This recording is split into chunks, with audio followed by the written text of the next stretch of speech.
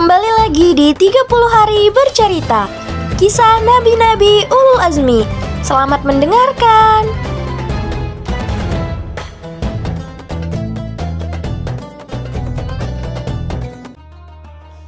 Berdakwah kepada Darmasyil.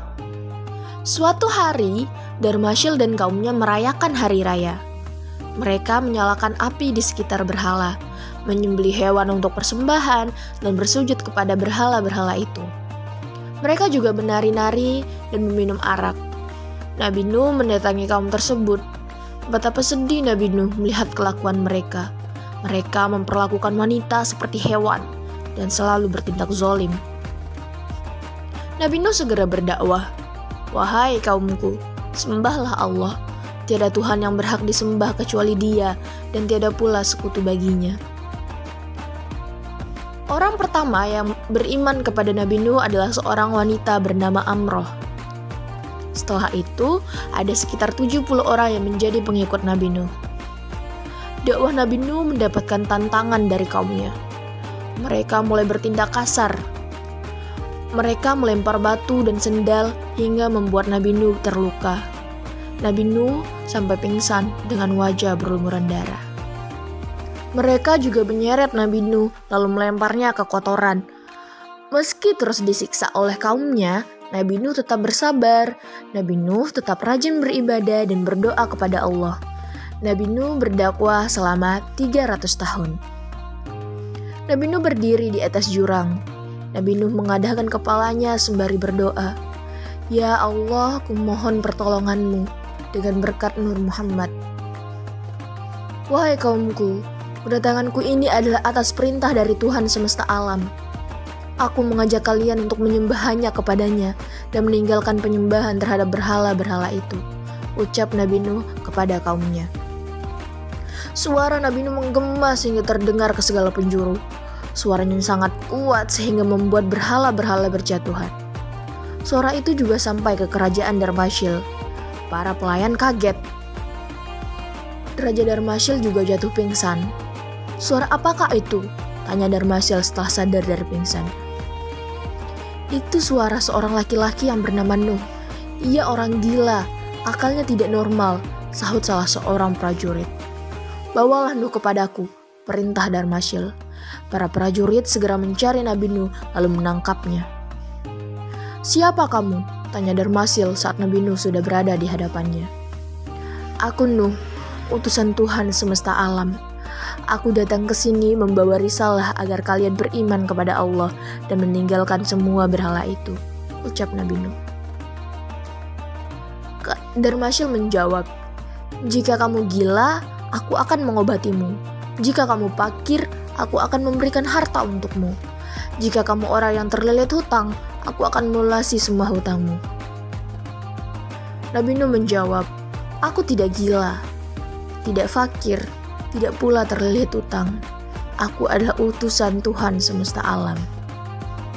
Dakwah Nabi Nuh berhasil membuat beberapa kaumnya berikrar beriman kepada Allah dan Rasul-Nya. Darmasyil marah berkata, "Seandainya hari ini bukan hari raya, pasti akan kubunuh kamu secara mengenaskan, Nuh."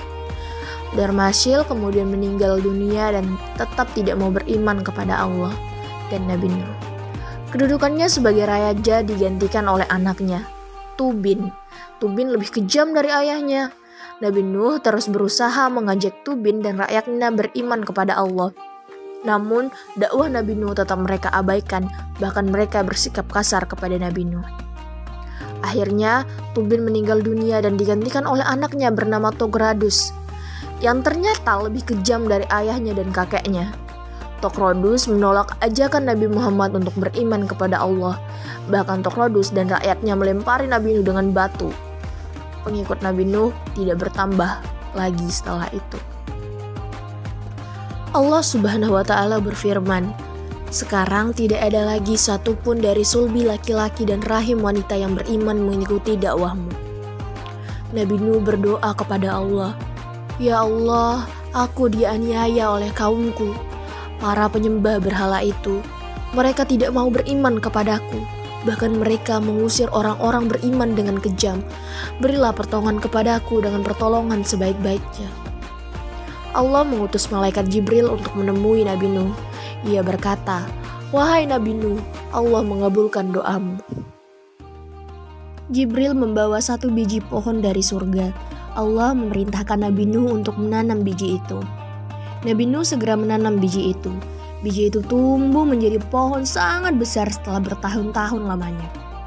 Menurut riwayat, selama pohon itu tumbuh, tidak ada satupun bayi yang lahir di negeri itu. Bahkan tak seorang pun hewan yang bertelur dan beranak pinak. Allah berfirman lewat malaikat Jibril, "Dan buatlah perahu dengan pengawasan dan petunjuk wahyu kami, dan janganlah kamu bicarakan dengan aku tentang orang-orang yang zalim itu. Sesungguhnya mereka itu akan ditenggelamkan." "Ya Tuhan, apakah perahu itu?" tanya Nabi Nuh.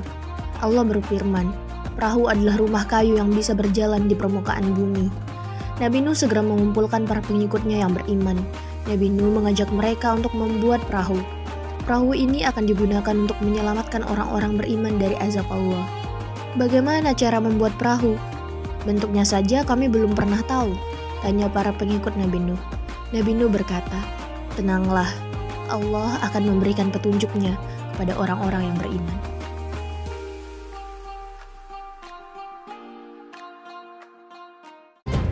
Saksikan kelanjutannya di channel YouTube Balai Baca Hasanah Official. Jangan lupa like, komen, share, dan subscribe. Sampai jumpa!